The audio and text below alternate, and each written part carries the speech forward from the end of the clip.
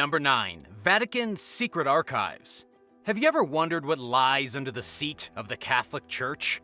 What secrets might have been covered up for hundreds of years? Well, the Vatican Secret Archives contains millions of documents covering a 12th century time span, which were officially classified as secret until this year. But the facility, which was established during the 16th century, has not been secret as of late. More and more revelations are spilling out of there every day. Qualified researchers are permitted to enter the secret archives after a thorough vetting process. There, they have access to documents that are not available to the general public, including the Chinon parchment, which details the minutes of the trials against the Knights Templar and reveals that Pope Clement V absolved the group of heresy in 1308. The secret archives also house Pope Leo X's papal bull excommunicating Martin Luther, the founder of Protestantism, from the Catholic Church, and countless other historical documents, which are kept on the facility's 53 miles, or 85 kilometers of shelving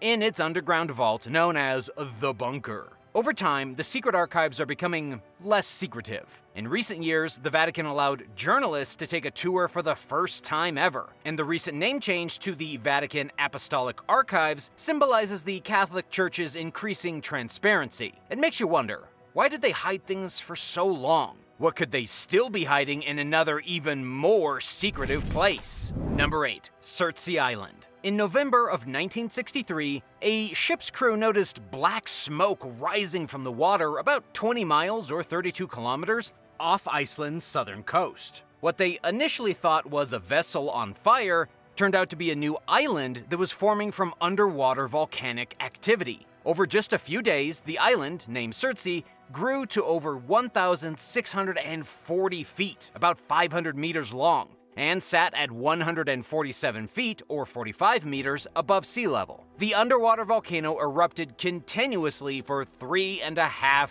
years. Cersei is one of the planet's newest islands, and scientists are using this as an opportunity to study how its ecology evolves without human interference. For this reason, only approved researchers are allowed on Cersei, and it is strictly off-limits to the public. The good news is that there's nothing outwardly exciting going on here, so we're not missing out on much by not being able to visit. To experts and perhaps nature enthusiasts, however, the developments on Cersei are exciting. Shortly after they first began observing the site in 1964, researchers saw the growth of molds, bacteria, and fungi, as well as the arrival of seeds carried by the ocean. The first plant life emerged soon after that, and by 2004, there were around 60 large plants, as well as simpler plants, including 75 bryophytes and 71 lichens. It makes you wonder, though, what governments would like to establish new, top-secret bases in remote places like this island? There have to be at least a few hidden islands out there where world governments conduct business they'd rather not make public. Number 7. China's Spy Museum. Formerly known as the Jiangsu National Security Education Exhibition Hall, China's Spy Museum opened in 2009. Writing for the Los Angeles Times, special correspondent Violet Law described the site as a propaganda showcase, featuring weapons disguised as lipsticks and cigarettes, as well as listening devices and containers for concealing secret documents, such as hollowed-out coins. The Spy Museum's second floor is reportedly dedicated to countries it perceives as security threats, including Japan, Taiwan, South Korea, and Vietnam. There's also a section dedicated to the US Central Intelligence Agency, or the CIA. The museum's biggest display is dedicated to groups who are perceived as domestic threats in China, including Tibetans, Uyghurs, and followers of the outlawed Falun Gong spiritual practice according to law. Only Chinese citizens were allowed inside the Spy Museum until relatively recently. Shortly after its grand opening, a spokesperson announced that the museum did not want to expose such sensitive spy information to foreigners. Number 6. North Brother Island.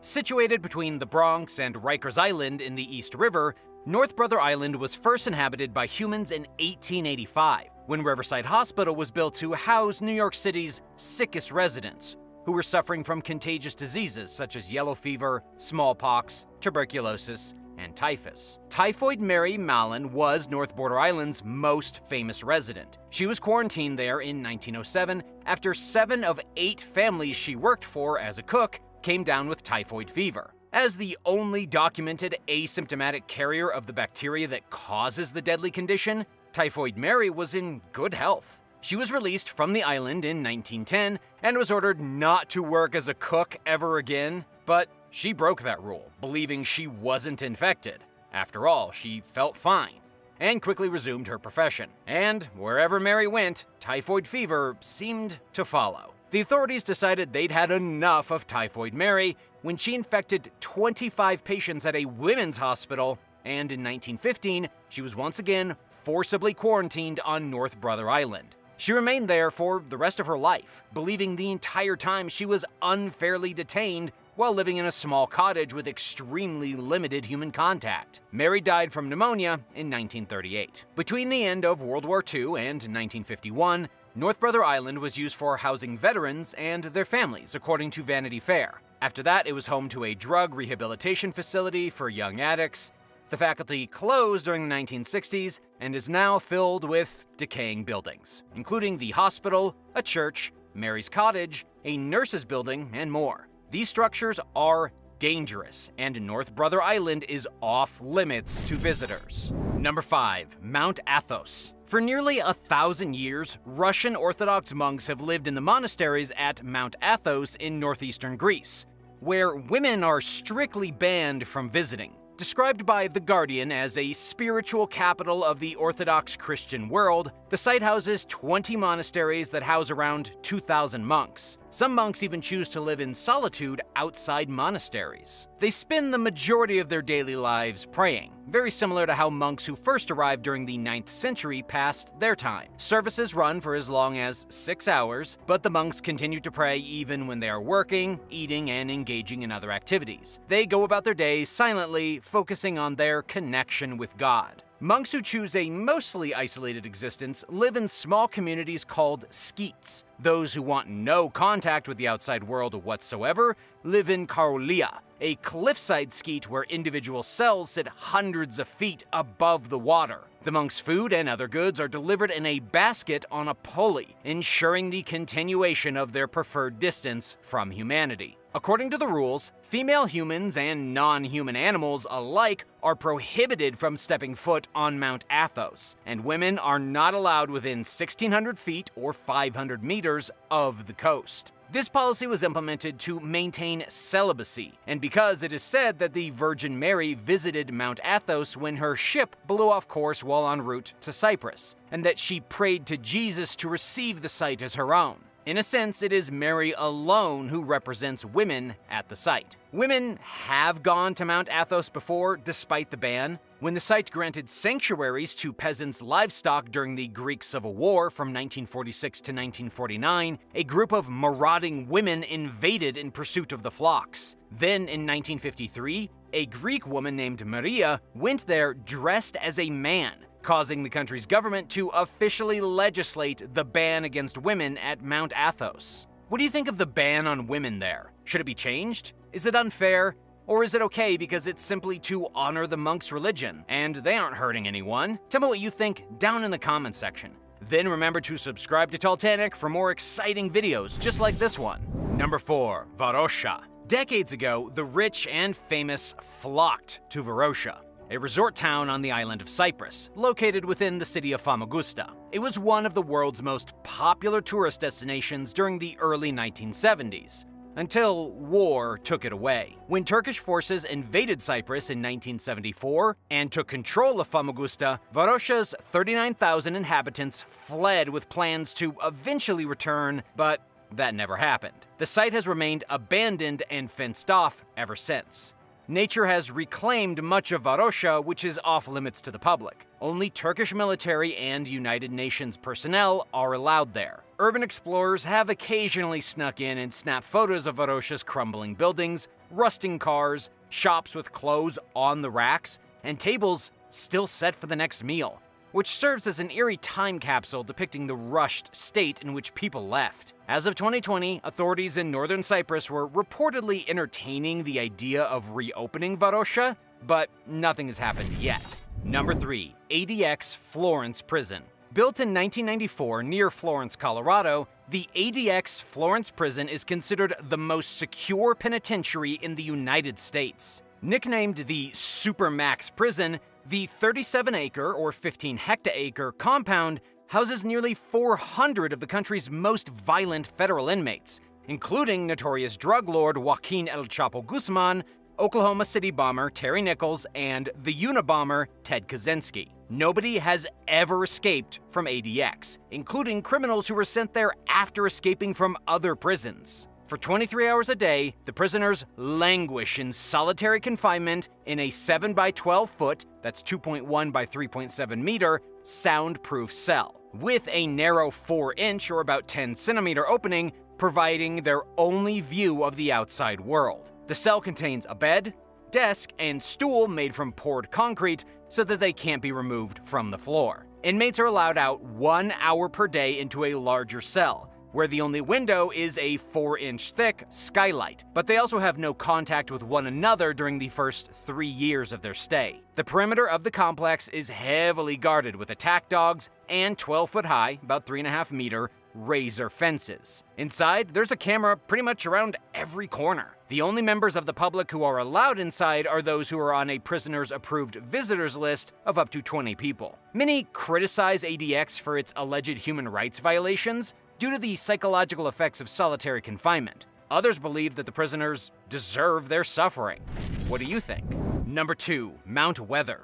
Located in rural Virginia's Blue Ridge Mountains, the Mount Weather Emergency Operations Center, also known as the High Point Special Facility, is a high-security government facility that serves as the center of operations for the Federal Emergency Management Agency, or FEMA. It also contains a bunker where top-ranking government officials would go in the event of a serious disaster compromising national security, and is an alternate site for the U.S. Department of Homeland Security's National Operations Center. The 564-acre, about 228 hectares, site was originally used as a weather station during the 19th century, but the public was largely unaware of its existence until 1974, when news reports emerged about a passenger plane that crashed nearby, bringing the facility into the public eye for the first time. Government officials have activated the emergency use of Mount Weather at least a handful of times, including during a major power outage in Washington, D.C. In 2015, in an interview with NBC's Washington's I-Team,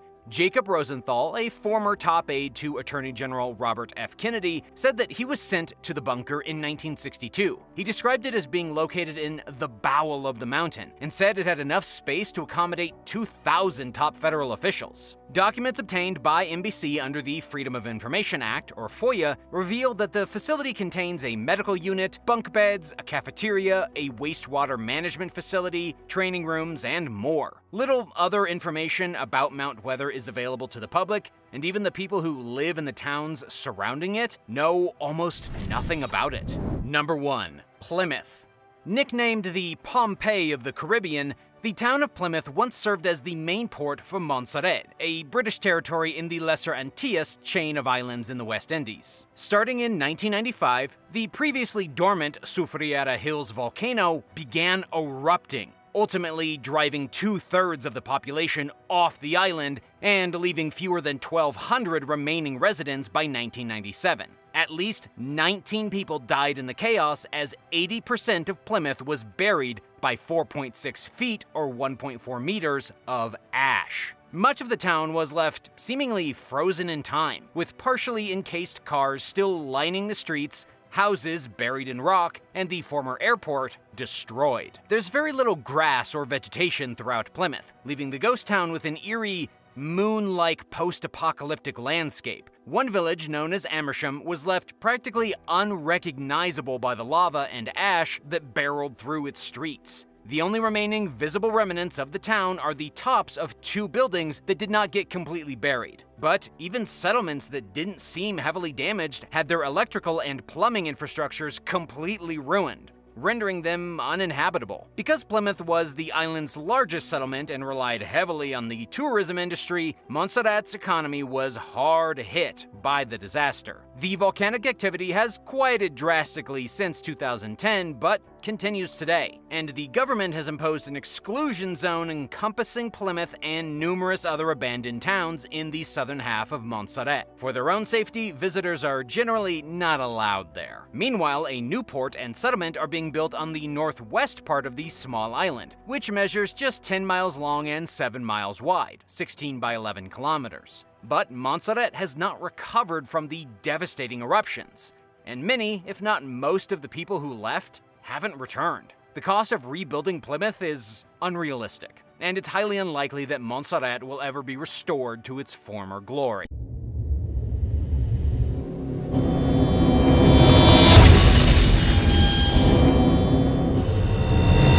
Number 10. Unusual burials. 2 headless skeletons were unearthed inside an old cemetery in Georgia, the country, not the state. Excavations carried out by a team of archaeologists from Georgia and Poland revealed 16 graves from the late Bronze Age and early Iron Age, or from between the 13th and 6th centuries BCE. Out of all the graves, the most bizarre was that of a man and a woman buried together, both curled on their right side as if spooning. King of romance. Until they realized the couple just so happened to be missing their heads. And the woman's skeleton had bronze arrowheads in it, one stuck in the leg and the other stuck in the ribs. Researchers believe that she had likely been killed in a hail of arrows. There was also an iron dagger, a bronze pin, and some ceramics found inside the burial. No one is really sure why the couple were beheaded prior to their entombment, but archaeologists did find a random skull inside of another tomb, placed on a ceramic plate. This skull had no body present, and researchers don't know what to make of it. Did it belong to one of the pair that was missing their heads? They know the cemetery was probably used by farmers and warriors alike over a period of at least 700 years. According to researchers, the large amount of weapons discovered most likely means that the people buried there were no strangers to fighting. Weapons, along with bones and artifacts, have been found in most graves, which indicates a strong militarization of the community.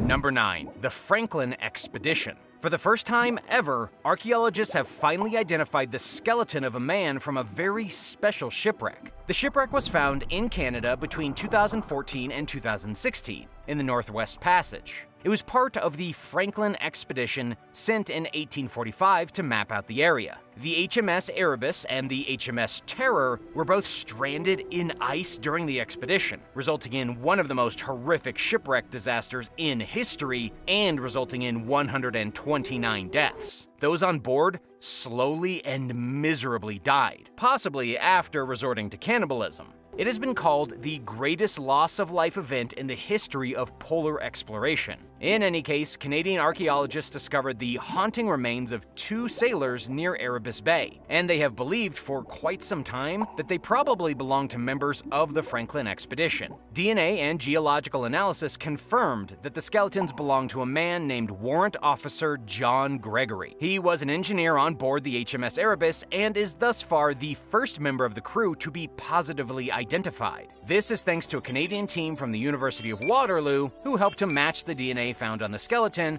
with John Gregory's great-great-great-grandson, who currently resides in South Africa. This new evidence is shedding some new light on the bedeviled voyage and appears in the science journal Polar Record. Number 8. The Island of Death. There is a forgotten island located off the coast of Kent, known widely as Dead Man's Island. It's heaped with human skulls, human bones, and empty coffins. It is said to be the most haunting and frightful place in all of the United Kingdom. As of right now, there are no visitors permitted to step foot on Dead Man's Island. If you went to this place, you would find human remains everywhere you looked. But why is there an island in the United Kingdom filled with human bones? It's because, 200 years ago, the island was used to bury convicts who died aboard prison ships. But because the water levels have been rising, people have been discovering unmarked graves and bodies at the surface, reaching for fresh air like zombies. The coastal erosion and shifting tides have caused fragments of skulls and bones to stick out from where they had once rested 6 feet or 1.8 meters under. Dead Man's Island is out of bounds because it's been labeled as a site of special scientific interest by Natural England. This means you can forget about going to dig up those old bones. no matter how curious you are. Even if you could visit this island, would you really want to? Let me know in the comments below, and if you're liking this video, hit that thumbs up and subscribe button if you haven't already. Number 7. Royal Tombs. Archaeologists working with Russia's Institute of Archaeology have identified the royal tombs of Prince Dmitry Alexandrovich and Ivan Dmitrievich, both of whom were direct descendants of Alexander Nevsky, the Prince of Novgorod and saint of the Russian Orthodox Church. They were buried inside the Transfiguration Cathedral in Perasavl, one of the oldest stone churches from pre-Mongol Russia. Dmitry died in 1294, and Ivan was buried in 1302. They were first dug up by archaeologists in 1939. They found a space underneath a tombstone, but curiously, no body. And in another part of the church, they found an oak coffin with Ivan's name on the tombstone. It wasn't until excavations between 2014 and 2020 when archaeologists finally discovered a strange stone-white sarcophagus that likely belonged to Dmitry Alexandrovich. The sarcophagus was designed with pre-Mongol traditions from the 13th century. These burials are important because of their connection to Alexander Nevsky, the most diabolical and legendary figure from medieval Russia. But even though the tombs and coffins were found, the bodies seem to be mysteriously missing. Did grave robbers get to the bodies before archaeologists? Number 6. Hell ants. Archaeologists have made a rather horrifying discovery in the form of a fossil. A creature dubbed the hell ant was found fossilized in the middle of attacking its prey, an ancient relative of the cockroach. The amazing fossil dates back 99 million years. The hell ant is so terrifying because it hunted using scythe-like mandibles and horns. Its mandibles snapped upwards in a devastating vertical motion, savaging its prey. This is much different from modern ants, which move their mandibles horizontally. The hell ant used its mandibles to force its prey against its horn, impaling them. The fossil is extremely important because it is the first piece of evidence ever recorded that proves the insect did this to their unfortunate victims. According to Dr. Philip Garden from the New Jersey Institute of Technology, finding a fossilized hell ant in the midst of an attack is an invaluable discovery. These horrifying insects went extinct about 65 million years ago, along with all the dinosaurs. Number 5. Giant foot potato. In an absolutely shocking discovery, farmers in a small Brazilian town discovered a giant 17-pound or 8-kilogram potato that grew into the shape of a human foot. The potato was grown with 5 toes, going from biggest to smallest, just like a human foot. The roots sticking out of the potato look like hair covering the toes. The potato even stands at knee height, looking like the foot of some kind of giant or maybe even Bigfoot himself. According to the retired couple who discovered the spud,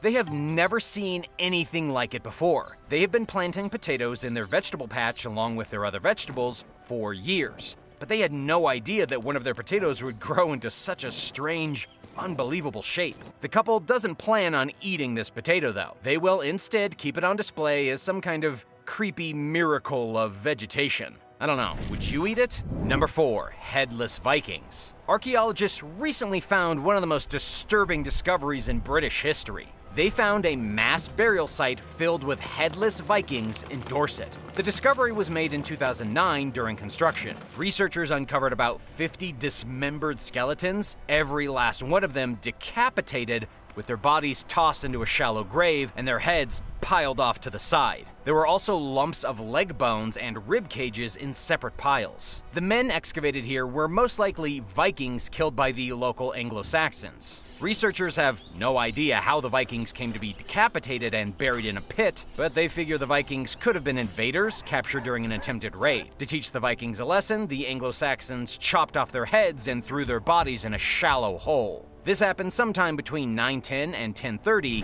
AD. Number 3. Bone weapons. At the end of the Ice Age, the territory known as Doggerland, a chunk of land that once connected Britain to mainland Europe, was flooded. For over 8,000 years, the artifacts of those who had lived on this flooded piece of land were lost beneath the sea. In the 20th century, engineers began to scoop up the sea floor in an attempt to fortify the coastline of the Netherlands. During this war, thousands of artifacts and fossils were uncovered from what was once a thriving region populated by ancient peoples. Among these discoveries were more than 1,000 bone weapons. Archaeologists call these creepy weapons Mesolithic barbed points. They were used for making arrows, spears, and even harpoons. But what makes these weapons particularly fascinating is that they were made from human bone. Of course, some were made out of animal bones, like the bones from local deer, but many of them were fashioned using human skeletons. It's strange because there would have been other materials more readily available, such as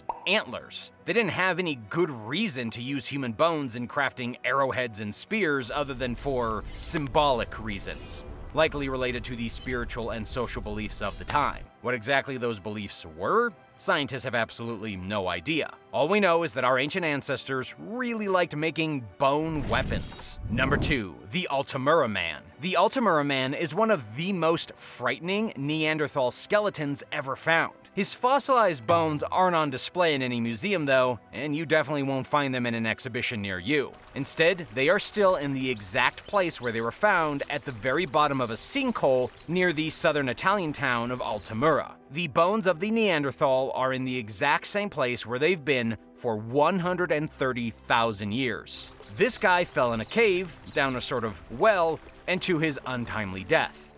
His skeleton then became a part of the cave itself, fusing to the very walls. His skeleton was first found in 1993 by cavers. For scientists, it has been frustrating. It takes at least 20 minutes to get through the narrow passage of the cave, not something most scientists are super interested in doing. It can be quite dangerous, and they don't want to end up like the very skeleton they're trying to study, so they have not yet been able to properly study the skeleton. His body is wedged inside of a tiny chamber, barely big enough for a single scientist to do any kind of investigating. Based on photos, videoscope footage, and x-rays that were taken in the depth of the cave, an initial study of the man's jaw, including an almost complete set of teeth, has now been published by scientists. This allows them to suggest that the man was probably a young adult, not that old, and that he had also lost 2 teeth before he fell to his death. According to a researcher from the Department of Biology at the University of Florence, the Neanderthal probably fell down a shaft, then sat in the cave and slowly died of starvation. But what's really amazing is that the guy's skeleton became kind of glued to the cave wall, covered in horrifying calcite mineral deposits, making his bones look truly scary. Do you think the Neanderthal haunts this place now? Number 1, the Philippine fire mummies. The Philippine fire mummies are, without a doubt, some of the scariest mummies anywhere in Southeast Asia. They are also known as the Kabayan mummies, the Abolai mummies, or even the Benguet mummies. They are located in a very rural area of the country, accessible only by a 5-hour car ride up the side of a steep mountain through a series of villages, then 5 more hours up a set of curving stone steps. Quite the journey. The mummies are still inside the Timbuk caves where they were first discovered, curled and scorched inside their original coffins. Scientists believe the mysterious mummies were created by the local Abolai tribe sometime between 1200 and 1500 AD. These mummies got a very different treatment when compared to mummies from places like Egypt. The process began before death. The person ingested an extremely salty drink, then after death, the body was set on fire in the seated position. The fire would dry the fluids. Tobacco smoke would be blown into the mouth to dry the insides of the body, including the organs. Lastly, herbs were rubbed all over the corpse. The entire process took weeks or even months. When it was over, the mummies were buried inside of the caves, where they lasted almost 1,000 years. The practice only ended in the 1500s when Spain invaded the Philippines. How do you think the Abolai tribe learned this mummification process?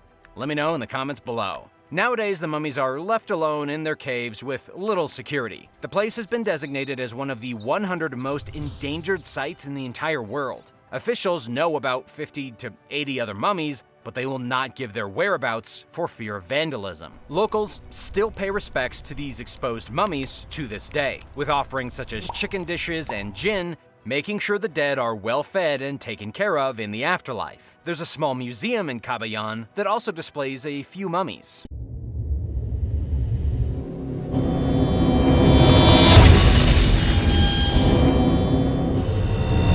Number 10, Australian night parrot. The Australian night parrot was found by accident in 1990 by a bird expert that worked at the Australian Museum. Walter Boyles was able to spot the mummified corpse of an Australian night parrot just lying by the road after it had been smacked by a truck in mid-flight. Why is this so interesting? Well, the Australian night parrot was first recorded as a species way back in the year 1845. But then, less than a century later, in 1912, it vanished. Everyone had just assumed the bird was now extinct. As it turns out, the Australian night parrot is simply so rare that no one was able to see it for almost 80 years. According to a new study, the Australian night parrot is nocturnal, but still can't see very well in the dark. Luckily, the guy that found the bird on the side of the road, Walter Boyles, does. It's likely that the bird's vision is similar to that of daytime parrots. The fact that this bird hasn't adapted very well to the dark, despite being nocturnal, could play a major role in why it is now critically endangered. The rarity of the night parrot goes beyond its elusiveness. It's one of the only 2 nocturnal parrot species anywhere on Earth. The second species is the kakapo in New Zealand. After 1990, it would be 23 years before another night parrot was spotted. It is so rare that scientists only have 1 intact skull to study. Now, conservationists and scientists are working together to try to revive the species and increase their number. Nobody is sure how many are left, but researchers are guessing it's not a lot. Number 9. Neanderthals. Believe it or not, one animal that may be brought back from extinction is the Neanderthal, or our very own ancestors. Professor Svante Pääbo, an evolutionary geneticist at the Max Planck Institute for Evolutionary Anthropology, has successfully unraveled the Neanderthal genome. By using the gene editing technology known as CRISPR, he's now trying to distinguish what separates humans from Neanderthals.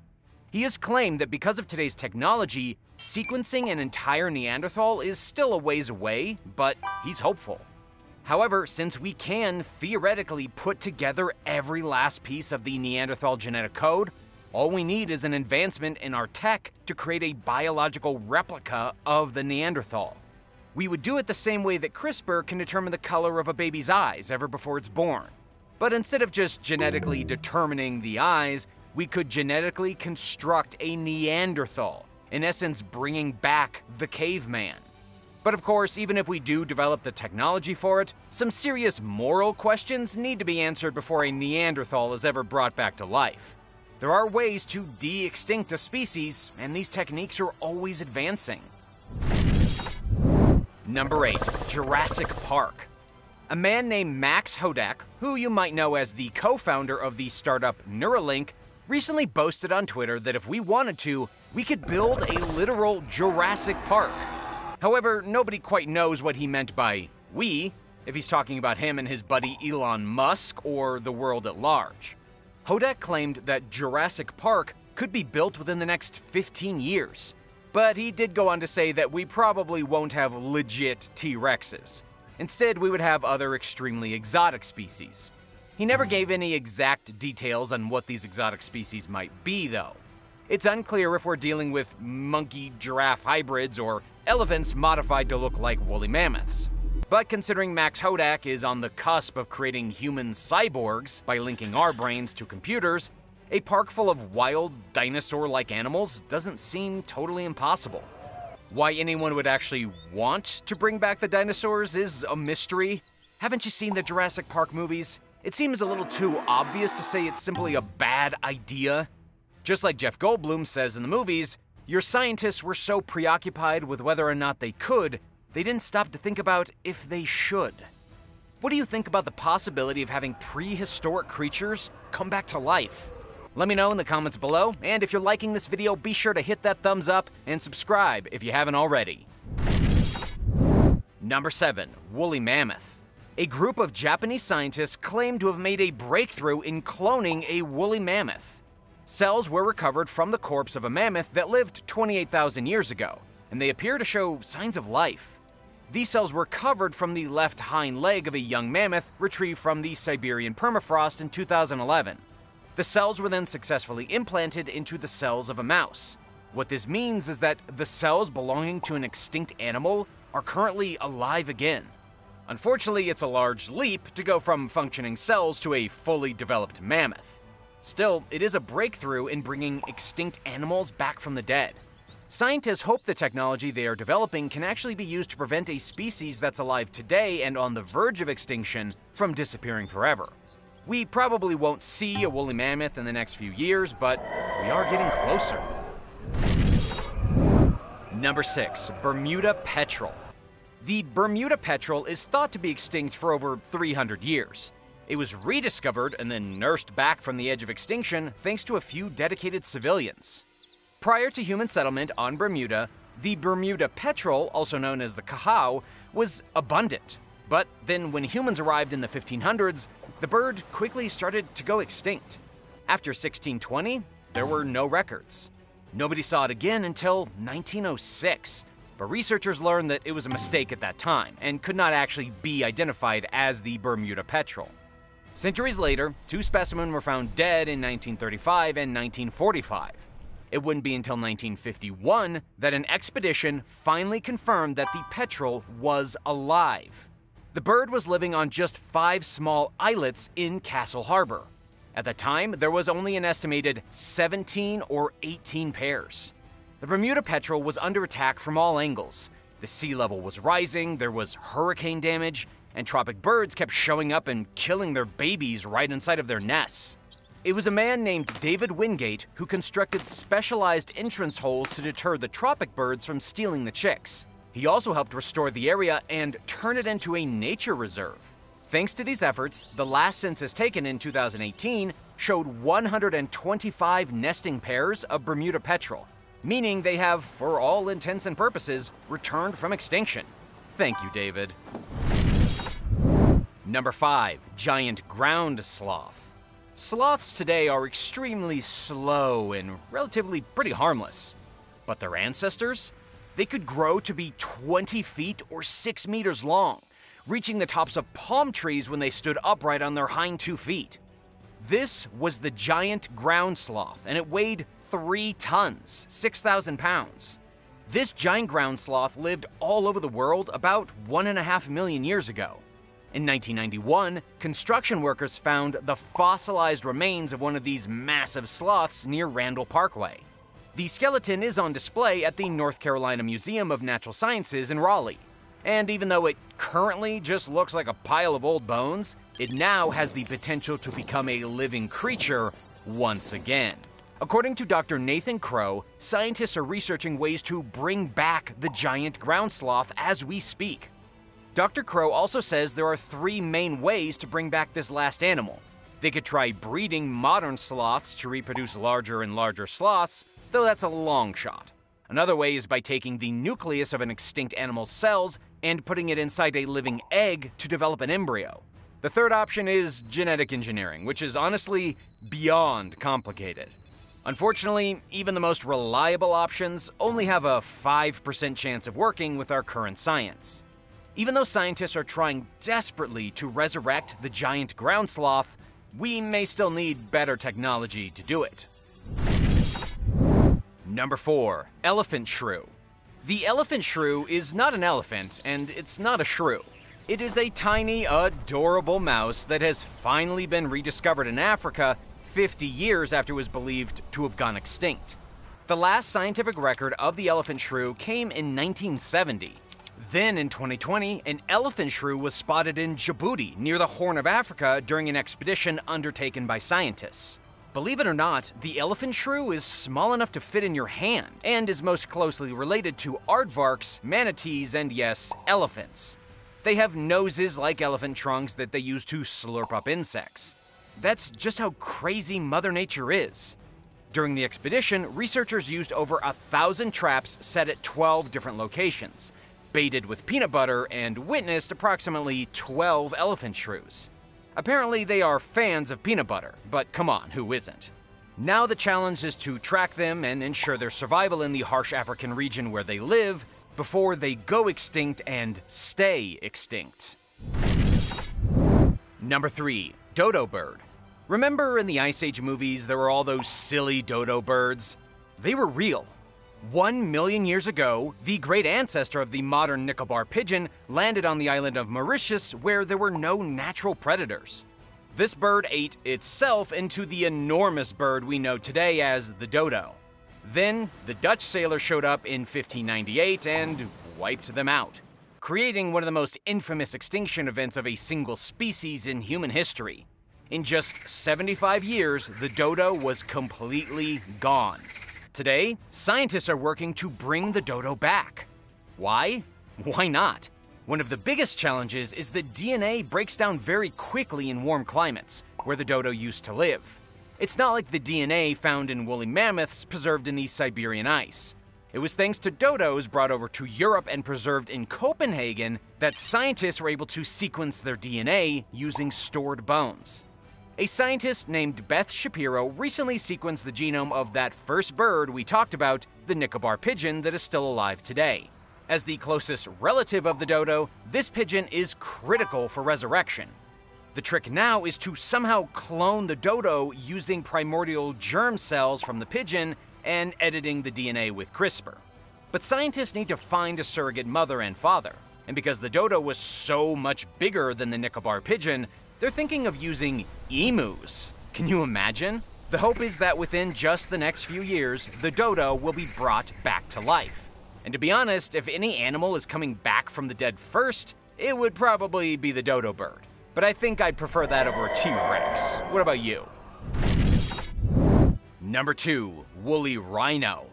A woolly rhino has been thawed after spending 40,000 years frozen in ice. Scientists in Yakutsk, Russia, announced the thawing of the 8-foot or 2.4-meter long rhino, which they say perished during adolescence. Dr. Valery Protnikov claims the preservation of the rhino is very unique. They even found its horn nearby in the snow. The animal probably died from drowning, as it lived during a time when the Earth was heating and much of the ice was melting, creating a swamp-like terrain throughout Siberia. As for bringing this incredible animal back from the dead, things are looking pretty good. According to the New York Post, geneticists and paleontologists have been trying to revive the woolly mammoth thanks to all the available DNA. And now that there is so much woolly rhino DNA becoming available, we could see these animals being brought back to life at the same time. Number 1, elephant bird. Scientists at Harvard University have finally assembled the genome, almost 100% complete, of a small bush moa that went extinct in the late 13th century after Polynesians settled New Zealand. According to Scientific America, this has seriously increased the chances of reviving the bird, known as the elephant bird, by slipping its genome into the egg of another large and flightless bird. In this case, an emu would probably be the best option. Who knew that emus would be so helpful in reviving lost species? Stuart Brand, co-founder of the group Revive and Restore, says that every improvement in ancient DNA analysis increases the probability of de-extinction. He's working extremely hard at the moment to resurrect the passenger pigeon. But the bird elephant is a little ways off, seeing as it was a huge and ferocious creature, unlike the small and wimpy passenger pigeon. The elephant bird's DNA was reconstructed all from a toe bone taken from a museum specimen. Experts are confident that within just the next few years, New Zealand could once again be home to giant flightless birds like the elephant bird. Even more terrifying and dangerous than the emu or the cassowary. Thanks for watching. Which animal do you want to bring back from extinction? Which animal do you definitely not want brought back? Let me know in the comments, and if you enjoyed the video, don't forget to subscribe for more awesome content. See you next time, bye-bye.